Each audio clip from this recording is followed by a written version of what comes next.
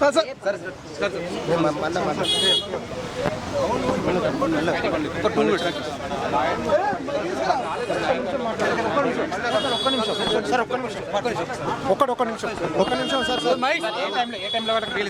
7:30 మధ్యలో release కాబోతున్నాడు. Actually నిన్న evening 5:30కి judge గారు ఆర్డర్స్ ఇవ్వడం జరిగింది కాబట్టి కోర్టు పని వేళలు అయిపోయాయి. పూచికత్తు 5:30 తర్వాత సమర్పించడానికి సమయం లేదు కాబట్టి ఈరోజు మేము పూచికత్తు సమర్పించినాము. జడ్జి గారు రిలీజ్ ఆర్డర్ ఇచ్చారు కాబట్టి ఇప్పుడు తీసుకొచ్చాము.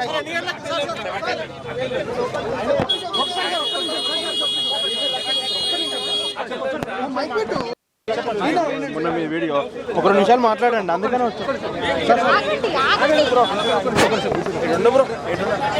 ఒకటి 7:30కి బయటకు రాబోతున్నాడు.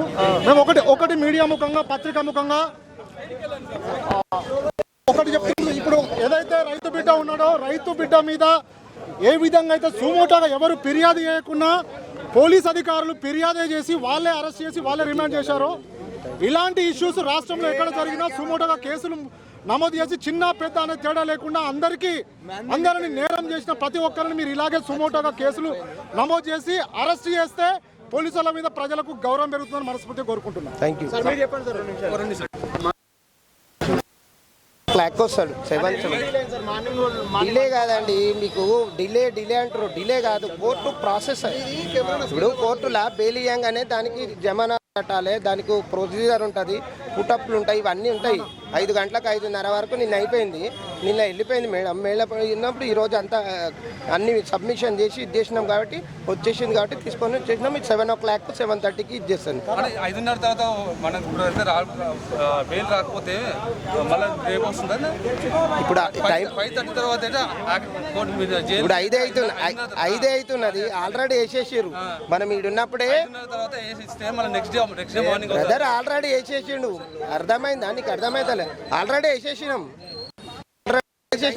అది ఆల్రెడీ వేసేసినాం, వచ్చేస్తున్నది. మా దగ్గర లేదు, ఆల్రెడీ వేసేసిండు.